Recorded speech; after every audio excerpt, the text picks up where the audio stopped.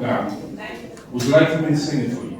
No. It's not going to happen. But the song went something like this: getting to know you, getting to know about you. I've come to the conclusion that the most important knowledge that we can get is the knowledge of Allah. About 2 years ago, I was in a hotel in Los Angeles called the Doubletree Hotel. And I'll never forget, every room had a card that said, when you care, it shows. When you care, it shows. And I'm of the opinion, when you don't care, it shows. I want you to take out your phones right now. And I want you to look up a country called Yemen and tell me the population of Yemen. Most of them have about the same thing. They go offhand. 42 million, 41 million, something like that, right? Now I want you to look at what percentage of the population are Muslims. Look to see the population of Muslims in Yemen. They all say the same thing. 99% of the population are Muslims. Why is that important? I was in Chicago. Does anyone know the first name of the first mosque in the Nation of Islam in Detroit? Not Chicago, Detroit.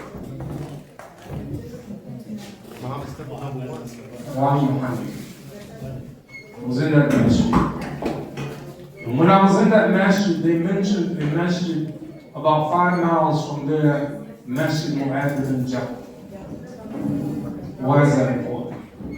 The Prophet ﷺ sent Mu'adh to Yemen. And he said to him, you're going to the land of the people of the book. فَيَكُونْ عَوْلًا مَا تَدْعُوهُمْ إِلَىٰ أَنْ يُوَحَّدَ اللَّهُ تَعَالَى. Let the first thing that you invite them to is the oneness of Allah. Did you catch it? Did you catch it? 99% of the population Muslims now, because he cared. So, I want to show you, can you put that on the screen now? That picture. Okay. I want to show you a picture of the Eid, my Masjid Taqwa in Brooklyn. How many heard of Masjid Taqwa? Really? You heard good things? Yes? Yes, sir. Very good or a little bit? Very good. Mostly good. This masjid, began with 13 members. And 100% African Americans, 100% former members of the Nation of Islam. Whatever you think about the nation, Yes, sir. remember, إِنَّمَا الْأَحْمَلُوا بِالْخَوَاتِيمِ. Your deed shall be judged by your last deed. Don't tell me how you're born, tell me how you die. لَا تَمُوتُونَ إِلَّا أَنْتُمْ مُسْلِمُونَ. Don't die except as a Muslim. Yes, sir. I have some information here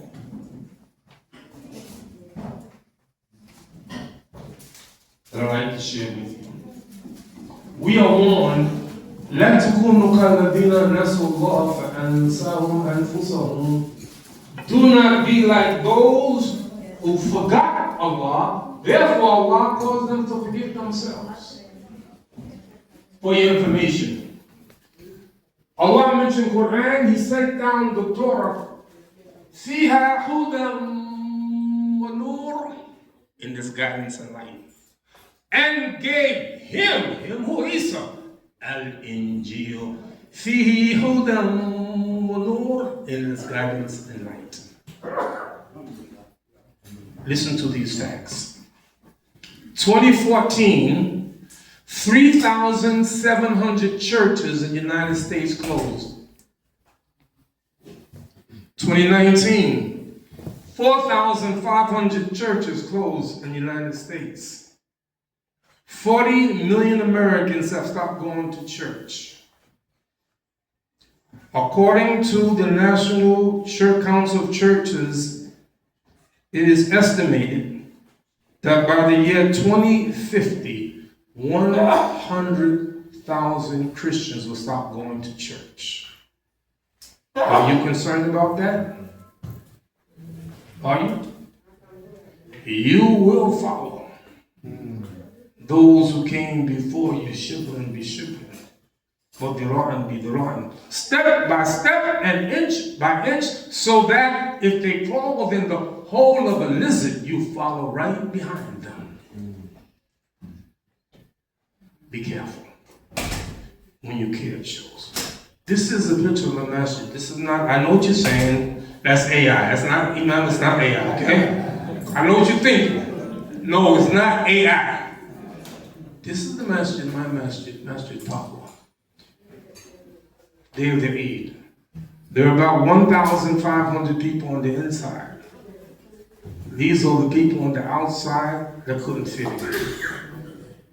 We started, I think it was 30 members, former members of the Nation of Islam. Now there's 46 different nationalities in our masjid. Every Jummah, there's an overflow of Muslims outside because we can't fit in, inshallah. We plan to tear it down and build a big complex. When you care, it shows. I took a flight from London to Iceland. I had a connecting flight in Iceland to get my flight to New York. I was sitting in 4B, first class.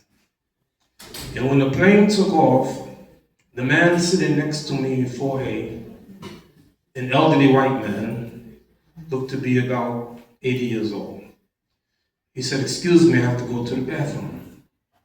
I said, "No problem." I got out, let him go to the bathroom. He comes back. 10 minutes later, he says to me again, "I gotta go to the bathroom." I said, "No problem." I get up and let him go. 10 minutes later, I tapped him on the shoulder. I said, "You gotta go to the bathroom?" He started laughing and said, "Yes." So we went to the bathroom. But when he came back, he says, "Who are you?" Just because I asked, you have to go to the bathroom. When you care, it shows. I said, "I am a leader in the Muslim community." He said, "Well, for me," he says, I'm agnostic. I don't say God don't exist, but I can't prove it." I said to him, "What is this that we're flying on?" He said, "A plane." I said, "Plane?" He said, "Yes." I asked, "How many passengers on this plane?" He said, "Maybe 300. "How fast is the plane going?" He said, "Maybe 500 miles per hour. I said, "Does it have food?" He said, "Yes." I said, "Does it have a pilot?" He said, "Yes." I said, "I want to call your attention to another plane called Planet. Planet.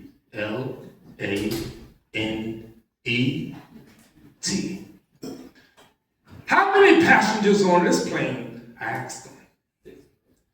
8 billion passengers on this plane. How fast does this plane go called Planet? 67,000 miles per hour around the sun. And I said, this plane called Planet grows its own food, has its own water. Who controls it? You know what he said? "Do you have an email address?" I said, "Yes, sir." I gave him my email address. And Imam, every day I'm looking to see if he emailed me. Finally, he did. And just to be a reminder of our conversation. Then a few months later, he emailed me again. He said, "I want to let you know that God must have answered your prayer." I said, "What do you mean?" He said, "We had such unbelievable weather in Iceland. I want to let you know the next time you're in Iceland, you have to come to my house for dinner." Why? Because I cared enough to ask ask the man, do you have to go to the bathroom? That's it. That's it. This is who we are as Muslims. It ain't fake, it ain't phony. Yes, sir. It's who we are. We care. When you care, it shows. And when you don't care, it shows. I'm saying to you, brothers and sisters, we have work to do. Yes, sir. Our work is right here in this country. Now, I want you to think for a moment, right? Let's go back to the trip with this elderly white man. Let's say we were flying in a plane, right? And I turned to him while we were flying and said, would you like to know something about Islam? I see a smirk on your face. Why you got a smirk on your face? What do you think he would say? Not really. I'm good, no, I'm good. But because I did all of that, it made a difference. So I'm saying, in my conclusion, this world is in trouble. Yes, sir. This country is in serious trouble. You have, and I'm just being frank and honest with you. You got a madman in the White House. Yes, sir. Who doesn't know what he's doing and don't care at all. That's right. It will bring the whole nation down. That's right. And he don't care. So we have some work to do. My admonition always for the Muslims is to do dawah. I need two brothers here, and then in my conclusion, give me two volunteers to come up here. You standing. When I was in the Nation of Islam, say what you want to say about the Aqidah of the Nation of Islam, but you would have to come to the conclusion that they cared about the people. I quit my job. Here I am, a graduate from New York University, and I'm selling a 25-cent newspaper called Muhammad Speaks. And I went by myself every day and knocked on doors to sell a 25-cent newspaper because I felt it would help them. I'm on Eastern Parkway and I'm looking across the street in the building, about to go into the building, and I noticed two young men standing in the hallway. Face me. And I said to myself, Imam, Allah's my witness. I said to myself, they're going to try to rob me. I'm asking you, should I go in the building? Hello, I'm talking to you. No. Oh, you say yes, you would go? No. I decided to go in. Because you know what? We had no fear of no one. That's right. So I walked into the building, the guy on the right looked mean. I took out a Muhammad Speaks newspaper and put it under his arm. Took another one and put it under his arm. I said, give me 25 cents, just like that. The guy on the right looked mean. No. He can't even look mean. The guy on the right took out a gun and said, you just can't rob a Muslim. Put his gun back in his pocket and give me 25 cents. And he gave me 25 cents. Thank you. Why say that? If you want to argue with the nation about Aqidah, you would win the argument. You would say, brother, وَلَكِنْ لَا نَبِيَّ بَعْدِي. There's no prophet. The prophet said there's no prophet after me. We make salat. You would say all of those kinds of things. But if you talk about the intention to do good for the people, that's right. You give them an A. Imam Talib, rahimahullah, told me once that there was a black woman in Harlem walking down the street of Harlem with a hoodie on. And she was walking down the street. And she perceived that there were two men following her. So she picked up her pace. They picked up their pace.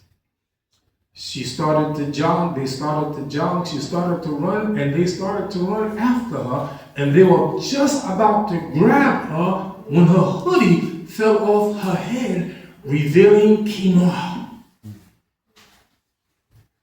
and they stop. Say, sister, we sorry. Because of the reputation That's right. of the brothers and sisters of the nation of Islam. That's right. There's something we can learn from them. That's right. Right, Aqidah? No. When Muslims are serious. A man named Musalama claimed to be a prophet. They fought against him. No, there's no prophet there. And because you're going to misguide the people. But one man, Imam Muhammad, transformed the nation into Muslims. That's right. One man. Because he cared. When you care, it shows. We don't care. We don't care. So brothers and sisters, I want to thank you for coming today and showing your concern for our masjid, alhamdulillah, the donation that you made, the intention that you have, inshallah. Don't stop. And don't stop doing this work. Don't stop practicing this deen. And please, our job as Muslim parents, open wide the front door and close the back door. Open wide the front door, close the back door. Because too many of our children are leaving the fold of Islam. That's a fact. So may Allah subhanahu wa ta'ala bless you and thank you for your contributions. Those of you who have not yet made even a pledge, I'll ask you to make a pledge because you will help this wonderful masjid and the great work that they're doing. May Allah subhanahu wa ta'ala bless you. Jazakallah khairan. Assalamu alaikum wa rahmatullahi wa barakatuh.